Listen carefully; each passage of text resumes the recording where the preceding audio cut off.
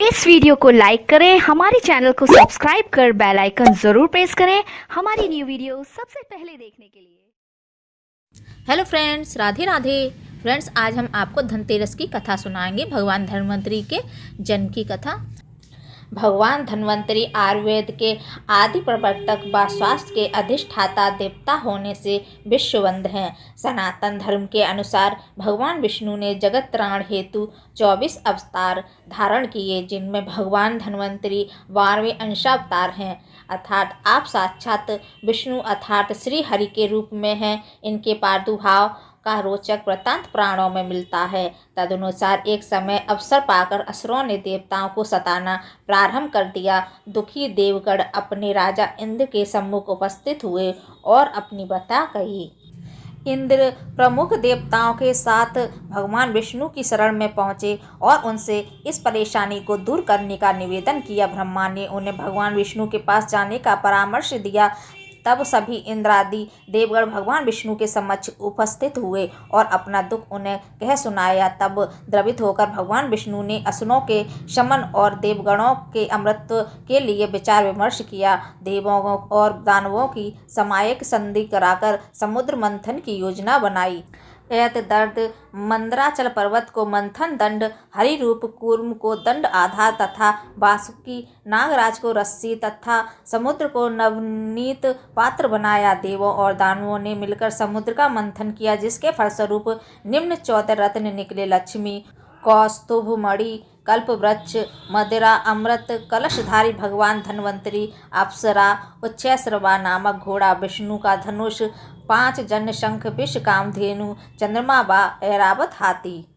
समुद्र मंथन से सर्वप्रथम हलाहल विष की प्राप्ति हुई। विष की प्रचंडता से त्रस्त देवताओं की प्रार्थना पर शंकर भगवान ने उसको अपने कंठ में धारण किया। उसके पश्चात कामधेनु प्राप्त हुई, जिसे ऋषियों को अर्पण कर दिया गया।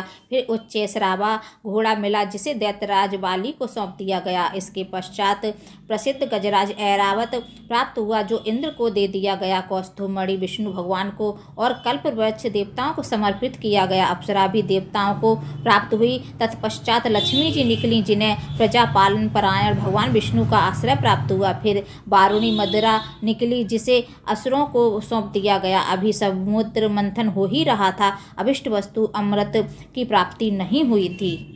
अमृत प्राप्ति का श्रेय भगवान धन्वंतरि के भाग में था, अतः इस बार अमृत अवतरित भगवान धन्वंतरि प्रकट हुए। आयुर्वेद शास्त्र, वनस्पति औषधि तथा अमृत हाथ में रखे हुए, रत्न आभूषण व वनमाला धारण किए हुए भगवान धन्वंतरि का सुंदर रूप विश्व को लुभा रहा था।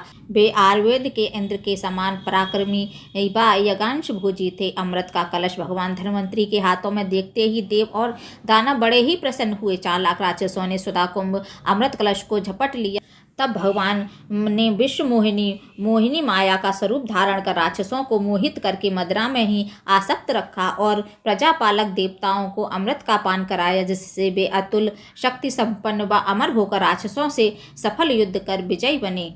इसके बाद अन्य 4 रत्न समुद्र में से और प्राप्त हुए। गरुड़ पुराण में भगवान धन्वंतरि के व्रत की कथा का वर्णन आया है। तदनुसार ऋषियों के पूछने पर विष्णु जी ने कहा कि पृथ्वी एवं स्वर्ग में रोगों के कारण दुखी मानवों व देवों की दशा से आर्त होकर महायोगी नारद भगवान विष्णु के पास गए और अनेक व्याधियों के से ग्रस्त प्राणियों के निरोग होने का कारण पूछा। तब भगवान ने कहा कि मैं धन्वंतरि का अवतार ग्रहण कर तथा इंद्र से आयुर्वेद को प्राप्त करके सब लोगों को स्वस्थ बना दूंगा। साथ ही भगवान बोले कि मैं कार्तिक कृष्ण त्रयोदशी वीरवार हस्त नक्षत्र के शुभ दिन बनारस में धन्वंतरि के रूप में अवतार लेकर आयुर्वेद का उद्धार करूंगा। नारद जी ने भगवान धन्वंतरि की पूजा विधि, उसका फल, नियम व समय तथा पूर्व में किसने किया आदि प्रश्न पूछे। तब भगवान ने कहा कि कार्तिक कृष्ण त्रयोदशी के दिन मैं प्रकट हुआ हूँ, अतः यह दिन धनतेरस के नाम से विख्यात होगा। विधिवत पूजन अक्षय फलप्रद होता है।